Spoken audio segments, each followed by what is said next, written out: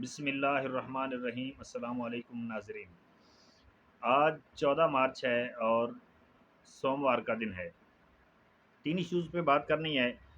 चौधरी परवेज़ इलाही साहब को वज़ीर आला पंजाब बनाने की खबरें गर्दिश में हैं, इसकी हकीकत क्या है? और चौधरी परवेज़ इलाही बीएपी और एमकेएम का इकट्ठा फ़ैसला करने का मामला क्या है? अपोज़िशन और हुकूमत के दरमियान मज़ाकरात की खबरें और इसकी हकीकत क्या है और ये कि क्या तहरीक अदम एतमाद वापस होने जा रही है, इन तीन इश्यूज़ पे हम बात करेंगे।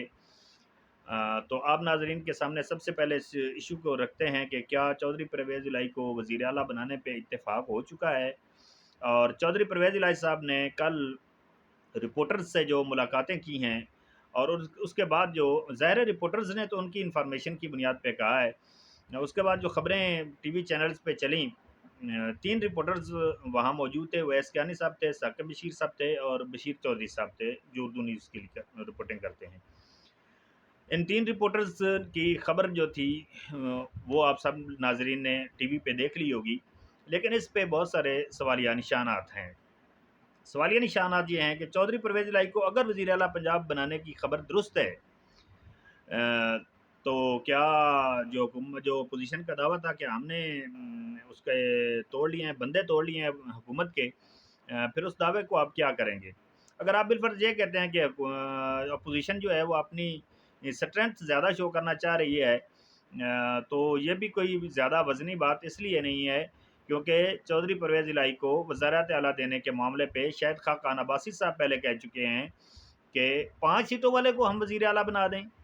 और ये भी खबरें गर्दिश में थी कि खान साहब ने भी उनको कोरा चिट्टा जो है वो जवाब दे दिया है। तो मेरा नहीं ख़्याल है, ये ज़ाहिर है हमने हालात और वाक़यात को देख के उनके ऊपर डिपेंडेंट मालूमात की बुनियाद पे हमने तज्ज़िया करना होता है। खबर और चीज़ है, तज्ज़िया और चीज़ है। यहाँ मुसीबत ये भी है कि कुछ लोग जो हैं वो तज्ज़िये को खबर बनाकर तो फिर कहना शुरू कर देते हैं कि ये तो आपने गलत कहा था, झूठ बोला था, ये है, वो है। अगर पीटीआई अरकान की हिमायत हासिल है अपोज़िशन को, तो चौधरी परवेज़ इलाही की तो और दीगर दूसरे-तीसरे की तो फिर नखरे उठाने की कोई ज़रूरत ही नहीं थी। फिर नून लीग ऐसा कैसे कर सकती है कि अपने सबसे बड़े हरीफ को, अपने सबसे बड़े मुखालिफ को पंजाब की वज़ारत आला शिप दे दें और चौधरी परवेज़ इलाही साहब ने जो खबरें फ़ीड करवाई हैं, ज़ाहिर है अवाम लीग की तरफ से हुई हैं, खुद तो वो कोई नहीं कह रहे हैं और ये ऑफ कैमरा उन्होंने सारी बातें की हैं। ऑन कैमरा तो उन्होंने कहा कि हमारा फ़ैसला हो गया है और उसको हम जब अनाउंस करेंगे तो वो सामने आ जाएगा। अच्छा, अगर हुकूमत के बंदे तोड़ लिए हैं पोजीशन ने, तो फिर चौधरी परवेज़ इलाही की मिन्नतें क्यों हो रही हैं? फिर चौधरी परवेज़ इलाही को अपने सबसे बड़े सूबे की बागडोर जो है वो नून लीग कैसे दे सकती है? और कल शायद खाकान अब्बासी ने, अब तो नून लीग ने भी इससे इनकार करना शुरू कर दिया है कुछ लोगों ने। नून लीग के अंदर भी ज़ाहिर है आपको पता है 2 कैंप हैं, एक शहबाज शरीफ साहब का कैंप है, एक नवाज़ शरीफ साहब का कैंप है। नवाज़ शरीफ साहब के कैंप से कल आवाज़ें ये आना शुरू हो गई हैं कल से। शायद खाकान अब्बासी साहब ने कहा जी मेरे तो कोई इल्म में नहीं है कि हमने उनको वज़ारत आला जो है वो ऑफ़र कर दिया है। नून लीग के ज़राए तो इसकी तरदीद कर रहे हैं और चौधरी परवेज़ इलाही साहब की तरफ से ये खबर चलवाई गई थी, मतलब उनके ज़राए से ये खबर चली कि उनको वज़ारत आला देने पर इत्तेफ़ाक हो गया है सारी अपोज़िशन का।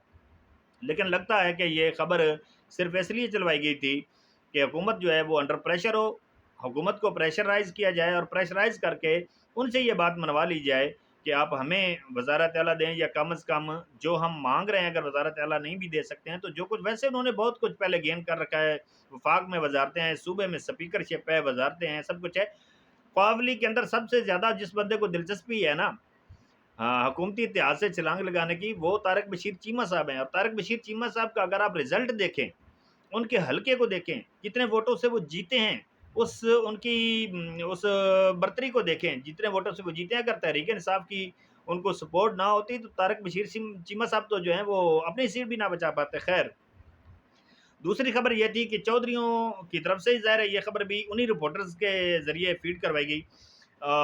खबर उनका इसमें रिपोर्टर्स का कसूर नहीं है, मैं उनको ब्लेम नहीं कर रहा हूँ, लेकिन अ, सोर्स तो उनके चौधरी थे ना, चौधरी की उनके साथ मुलाकात हुई, मीटिंग हुई और मीटिंग के बाद उन्होंने जाकर ये खबरें ब्रेक की। चौधरियों की तरफ से खबर ये ब्रेक करवाएगी कि एमकेएम, बीएपी और हमने मिलकर और जीडीए ने मिलकर जो है वो फैसला करने का पे इत्तेफाक किया है। कल ही के दिन फिर एमकेएम के साथ मुलाकात हुई गवर्नर सिंध की और वहाँ पे मकबूल सिद्दीकी साहब ने ये कहा कि ऐसा हरगिज़ नहीं है, उन्होंने अपना फ़ैसला करना है, हमने अपना फ़ैसला करना है। फिर बीएपी ने भी ये कह दिया कि उन्होंने अपना फ़ैसला करना है, हमने अपना फ़ैसला करना है। ऑन बोर्ड होना और चीज़ है। यह बात आप ज़हन में रखें। चौधरी साहब ने जो खबर चलवाई थी, चौधरियों ने, ये भी प्रेशराइज़ करने के लिए था। खबर ये चलवाई गई थी कि हम जो हैं वो, हमें उधर से ऑफ़र हो चुकी है और सारे जो इत्तेहादी हैं वो भी हमारे साथ हैं। हमें सीएम बनाने पे अपोज़िशन भी राज़ी है और हमारे जो इत्तेहादी जो इस वक़्त हुकूमत में बैठे हैं वो भी राज़ी हैं। मकबूल सिद्दीकी साहब का बयान बहुत अहमियत का हामिल है। उन्होंने कहा, हम वफ़ाक में हुकूमत में बैठे हुए हैं और हमारी वजह, जब हम बैठे हुए हैं तो हुकूमत मौजूद है। इसका क्या मतलब है? इसका मतलब आप अच्छी तरह समझ सकते हैं। ये खबर जो इकट्ठे फैसला करने की चलवाई गई, तो इसका कल इतिया पांचा जो है वो दोनों पार्टियों ने कर दिया। उन्होंने कहा कि हम ऑन बोर्ड ज़रूर हैं, राब्ते में हैं, मुलाकातें हो रही हैं, लेकिन फैसला सबने अपना-अपना करना है। इसमें वजह क्या है? वजह ये है कि बीएपी, ये जो लोग समझ रहे हैं ना कि बीएपी अब हुकूमती इत्तेहाद में, बीएपी बिलफ़र्ज़ हुकूमती इत्तेहाद से उठ के अपोज़िशन इत्तेहाद में चली जाए, सारी की सारी चली गई। नहीं भाई, ऐसा नहीं है। वहाँ पे यार मोहम्मद रिंद साहब जो हैं वो कोशिश कर रहे हैं, 2-4 जो उनके लोग हैं, उनके साथ अगर कोई कॉन्टैक्ट में है, ज़्यादातर उनके पास वैसे एमपीएज़ हैं। तो वो चाह रहे हैं कि बीएपी जो है वो अपोज़िशन के पलड़े में चली जाए और जम कमाल साहब जिनको हटा दिया गया था, और बाकी जो अरकान हैं वो तो नहीं कह रहे हैं, वो तो कह रहे हैं कि हम फैसला करेंगे, हम देखेंगे, हम सिचुएशन पे नज़र रखे हुए हैं, ये है, वो है। तो बीएपी तक़सीम है। इसी तरह एमक्यूएम के जो मुंतखब अरकान हैं, जो एमएनएज़ हैं, जो वज़ारतें सँभाले हुए हैं, जो वज़रा हैं, वो तो नहीं कह रहे कि हम जा रहे हैं। जाने की बात वो कर रहे हैं जो गैर मुंतखब अफ़राद हैं, जो हुकूमत से, असम्बलियों से बाहर बैठे हुए हैं, वो ये बात कर रहे हैं। और अब हम बात करते हैं कि अपोज़िशन और हुकूमत के दरमियान मुज़ाकरात और तहरीक अदम-ए-एतमाद वापस लेने की खबर। ये बहुत आम चीज़ है। फैसल जावेद खान साहब ने इस पे ट्वीट किया था और मैं फैसल जावेद खान साहब के ट्वीट को सिर्फ़ नर्वस गेम का हिस्सा समझता। अगर इस पे अंसार अब्बासी साहब ने एक व्लॉग ना किया होता, अंसार अब्बासी साहब ने एक व्लॉग किया है, उसमें उन्होंने इस खबर के ऊपर बहस की है। वो कहते हैं कि मेरी 3 वज़रा से बात हुई है और ज़बरदस्त, मतलब इसमें अहम चीज़ क्या है? अहम चीज़ ये है कि अंसार अब्बासी साहब ये नहीं कह रहे कि उन वज़रा ने इसकी तस्दीक की है। अंसार अब्बासी साहब ने पहले एक पूरा माहौल बनाया है, क्योंकि हर आदमी जो है वो पूरा व्लॉग नहीं देखता है। आपसे इल्तिमास है कि पूरा व्लॉग देखा करें। हर आदमी पूरी बात नहीं सुनता है और वो नतीजा ख़त्म करके 2-4 मिनट में चलता रहता है। उन्होंने पूरा एक माहौल बनाया कि हुकूमत जो है वो अपोज़िशन के साथ राब्ता करना चाह रही है। वो कह रहे हैं कि हम जो कवानीन हमने इलेक्शन रिफ़ॉर्म्स के हवाले से किए थे, वो भी वापस लेने को तैयार हैं। आप हमारे साथ अदम-ए-एतमाद पे कंप्रोमाइज़ कर लें, आप अदम-ए-एतमाद वापस ले लें, हम वो चीज़ें वापस ले लेते हैं। लेकिन एंड के ऊपर जाकर उन्होंने क्या कहा? उन्होंने कहा, मेरी शेख रशीद साहब से बात हुई, मेरी शफ़कत महमूद साहब से बात हुई और मेरी फवाद हुसैन चौधरी साहब से बात हुई। कहते हैं कि शेख रशीद साहब ने इसको डिनाई कर दिया और शफ़कत महमूद साहब ने भी इसको डिनाई कर दिया। उन्होंने कहा, मेरे इल्म में कोई ऐसी बात नहीं है, हमारी कोई बातचीत नहीं हो रही। शेख रशीद साहब ने भी इसे कुली तौर पे डिनाई कर दिया। लेकिन फवाद हुसैन चौधरी साहब ने कहा कि अगर अपोज़िशन के साथ बातचीत हो, तो वो ज़ाहिर है बातचीत के लिए दरवाज़े खुले रखने चाहिए और हम चाहते हैं कि पोलराइज़ेशन जो है वो ज़्यादा ना हो, सियासी तक़सीम जो है वो ज़्यादा ना हो, मामलात जो हैं वो ख़राबी की तरफ ना जाएँ।